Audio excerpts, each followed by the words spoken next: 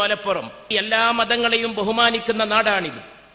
ഇല്ലങ്ങളുടെ നാടാണ്. വളരെ വലിയ പ്രധാനപ്പെട്ട പുരാതനമായ ഇല്ലങ്ങൾ, ഹൈന്ദവ തറവാടുകൾ. ആ തറവാടുകൾ വെറും ഇല്ലങ്ങൾ മാത്രമായിരുന്നില്ല, പാണ്ഡിത്യത്തിന്റെ അറിവിന്റെ കേന്ദ്രമായിരുന്നു. ഞാൻ ചെറുപ്പത്തിൽ സംസ്കൃതം പഠിക്കാൻ മാറാക്കരയിലെ ഒരു ഇല്ലത്താണ് പോയത്. ഒരു നമ്പൂതിരിയായിരുന്നു എന്റെ ഗുരുനാഥൻ. ആളുകൾ ഒരുപക്ഷെ അദ്ദേഹത്തെ കണ്ടാൽ അദ്ദേഹത്തെ ഒരു സംസ്കൃത പണ്ഡിതനായിട്ട് ഗണിക്കില്ല. അദ്ദേഹം ഒരു കർഷകനായിരുന്നു. പക്ഷേ അദ്ദേഹമാണ് എല്ലാ വൈകുന്നേരങ്ങളിലും ഭഗവത്ഗീതയും ഉപനിഷത്തും എന്നെ പഠിപ്പിക്കുകയുണ്ടായത്. അദ്ദേഹത്തിന്റെ വീട്ടിലെ കോലായിലായിരുന്നു അദ്ദേഹത്തിന്റെ പാഠശാല. ഈ മലപ്പുറം സംസ്കൃത ഭാഷയുടെയും കേന്ദ്രമായിരുന്നു. ഭാഷകൾ തന്നെ പലതാണ് എന്ന് തിരിച്ചറിഞ്ഞിരിക്കുന്നു. വടക്കൻ മലയാളം എന്നൊരു മലയാളം ഉണ്ടായിരിക്കുന്നു. മലപ്പുറത്തെ മലയാളത്തിന്റെ പേരിൽ നോവൽ ഉണ്ടായിരിക്കുന്നു. ഈ മലപ്പുറത്തെ മലയാളം മാത്രം സംഭാഷണമാക്കിക്കൊണ്ട് ഇവിടെ നടന്ന ഒരു കഥ ഒരു നോവലാക്കി ഒരു മലയാള സാഹിത്യകാരൻ അടുത്ത കാലത്ത് എഴുതുകയുണ്ടായി. ആ നോവലിൽ ഈ മലപ്പുറത്തെ ഭാഷയാണ്. മലപ്പുറത്തെ ഭാഷ സുന്ദരമാണ്. ലോകത്തിന്ന് ഒരു ഭാഷയും ഒരേ രീതിയിലല്ല. ഭാഷ എന്ന് പറയുന്നത് ആരെങ്കിലും അരമനകളിലിരുന്ന് സംസാരിക്കുന്നതല്ല.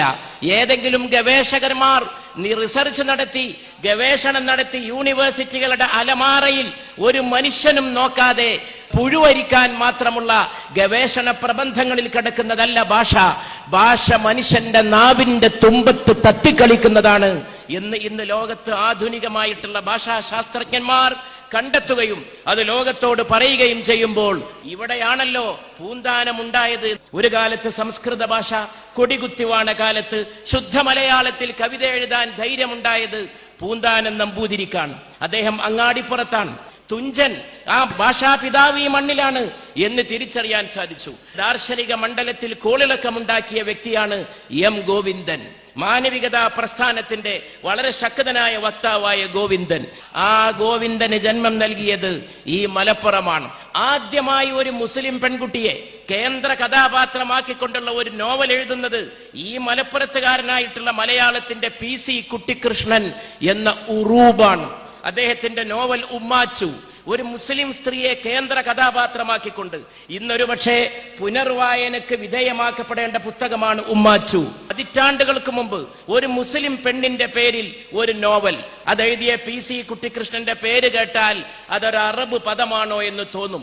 തോന്നേണ്ട കാര്യമില്ല, അറബ് വാക്ക് തന്നെയാണ്. മലയാളത്തിൽ എവിടെയും ഉറൂബ് എന്നൊരു വാക്കില്ല. ഉറൂബ് എന്നുള്ളത് അസ്തമയത്തിന് പറയുന്ന അറബ് പദമാണ്. അത് PC കുട്ടിക്കൃഷ്ണനാണ്. അദ്ദേഹം ഈ മലപ്പുറത്തിന്റെ സംഭാവനയായിരുന്നു. കുറ്റിപ്പുറത്തിന്റെ തെരുവോരങ്ങളിലൂടെ നടന്നു പോകുമായിരുന്ന എടശ്ശേരിയെ ഒഴിവാക്കിക്കൊണ്ട് മലയാളത്തിനൊരു ആധുനിക കാവ്യപ്രസ്ഥാനമില്ല. കുഴിവെട്ടി മൂടുക വേദനകൾ എന്ന് പാടിയ ശക്തനായ കവിയാണ് എടശ്ശേരി. കുഴിവെട്ടി മൂടുക വേദനകൾ, വ്യക്തിയാകട്ടെ സമൂഹമാകട്ടെ വേദനകളെ കുഴിവെട്ടി മൂടൂ എന്ന് പറഞ്ഞ വിപ്ലവത്തിന്റെ കാഹളം മുഴക്കിയ ആ കവിക്ക് ജന്മം നൽകിയത് മലപ്പുറത്തിന്റെ മണ്ണാണ്. അദ്ദേഹത്തിന്റെ വളരെ പ്രശസ്തമായ ഒരു കവിത കുറ്റിപ്പുറം പാലത്തെ കുറിച്ചാണ്. കവിതയുടെ പേര് തന്നെ കുറ്റിപ്പുറം പാലം എന്നാണ്. കുറ്റിപ്പുറം പാലം ഉണ്ടാകുന്നത് മലപ്പുറത്തിന്റെ വലിയ ഒരു വികസനം മാത്രമല്ല, ഒരു സാംസ്കാരിക സംഭവമാണ്. പൊന്നാനി താലൂക്കിന്റെ സമുദായ സൗഹൃദം വളരെ പേര് കേട്ടതാണ്. ആ പൊന്നാനിയിലാണ് ഷെയ്ഖ് സൈനുദ്ദീൻ ജീവിക്കുകയുണ്ടായത്. അറിവിന് വേണ്ടി ആദ്യമായിട്ട് കടൽ കടന്നുപോയ കേരളീയൻ ഷെയ്ഖ് സൈനുദ്ദീൻ മഖ്ദൂമാണ്. കാരണം അന്ന് ബ്രാഹ്മണ സമൂഹത്തെ സംബന്ധിച്ചിടത്തോളം കടൽ കടക്കാൻ പാടുണ്ടായിരുന്നില്ല. ആരെങ്കിലും കടൽ യാത്ര ചെയ്താൽ അയാളെ ഭ്രഷ്ട് കൽപ്പിക്കണമായിരുന്നു, അയാളെ സമുദായത്തിൽ നിന്ന് പുറത്താക്കണമായിരുന്നു. അങ്ങനെയുള്ള ഒരു കാലത്താണ് ഷെയ്ഖ് സൈനുദ്ദീൻ കടൽ കടന്നുകൊണ്ട് അസ്ഹറിലേക്ക് വിജ്ഞാനത്തിന് ഈജിപ്തിലേക്ക് പോകുന്നത്. ഷെയ്ഖ് സൈനുദ്ദീൻ മഖ്ദൂം. ആ പരമ്പര പിന്നെ നാം കണ്ടു. മഹാനായ സയ്യിദ് മുഹമ്മദ് അലി ശിഹാബ് തങ്ങൾ ഇവിടെ ഒരു വൈജ്ഞാനിക മലർവനി തന്നെ ഈ കേരളക്കരയിൽ സൃഷ്ടിച്ചു. അതിന്റെ ഏറ്റവും വലിയ ഉദ്യാന പാലകനായി തലമുറകളിലൂടെ ശിഹാബ് തങ്ങൾ എന്ന മറ്റൊരു അസ്ഹറിന്റെ സന്തതി കേരളത്തിന്റെ ആദ്യത്തെ ലക്ഷണമൊത്ത ചരിത്ര പുസ്തകം എഴുതിയത് മലപ്പുറത്തിന്റെ പുത്രനാണ്, സൈനുദ്ദീൻ മഖ്ദൂമാണ്. അതുവരെ കേരളത്തിന്റെ ചരിത്രം കെട്ടുകഥകളായിരുന്നു, പാട്ടുകളായിരുന്നു, ചില തോറ്റം പാട്ടുകളായിരുന്നു, വടക്കൻ പാട്ടുകളായിരുന്നു. ചരിത്രത്തെ ക്രോഡീകരിച്ച് ശാസ്ത്രീയമായി പുസ്തകമാക്കി, അതും അറബ് ഭാഷയിൽ. ഷെയ്ഖ് സൈനുദ്ദീൻ അദ്ദേഹം ഹിന്ദുക്കളെ പറ്റി എഴുതി, മുസ്ലിങ്ങളെ പറ്റി മാത്രമല്ല ഹൈന്ദവ ആചാരങ്ങളെ പറ്റി എഴുതി.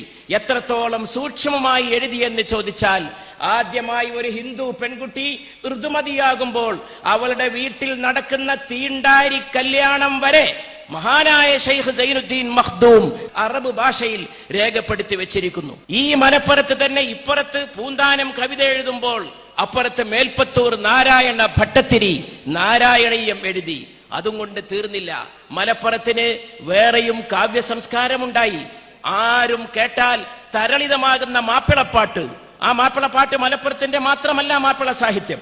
കാരണം ചേറ്റുവായി പരീക്കുട്ടിയെ മറന്നുകൂടാ, ഷുജായി മൊയ്ത് മുസ്ലിയാരെ മറന്നുകൂടാ, കുഞ്ഞായി മുസ്ലിയാരെ ഒരിക്കലും മറന്നുകൂടാ. ഇവരൊക്കെയാണ് മാപ്പിള സാഹിത്യത്തിന്റെ ആചാര്യന്മാർ. പക്ഷേ അവർക്ക് സമശീർഷരായ, അല്ലെങ്കിൽ അവരെക്കാൾ ഒരുപടി ഉയരത്തിൽ നിന്ന മോയിൻകുട്ടി വൈദ്യർക്ക് ഈ മലപ്പുറം ജന്മം നൽകി.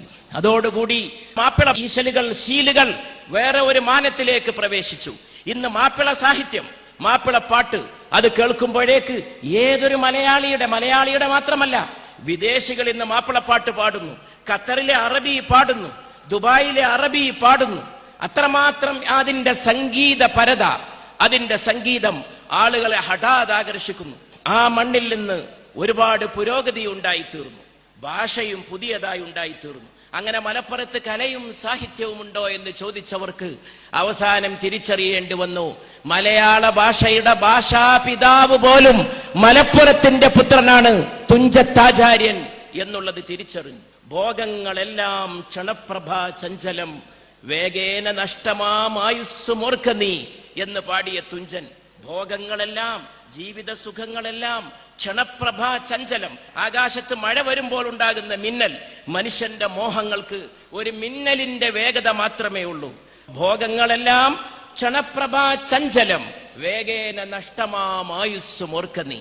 വളരെ പെട്ടെന്ന് നിന്റെ ആയുസ് അവസാനിക്കും എന്നും കൂടി നീ ഓർക്കണം എന്നെഴുതിയ തുഞ്ചനും ഈ നാട് ജന്മം നൽകി. ഇങ്ങനെ ആകെ കൂടി ചിന്തിച്ചു നോക്കുമ്പോ ആ മഹാന്മാരെ മുഴുവനും അഭിവാദ്യം ചെയ്യുന്ന നേരമാണിത്.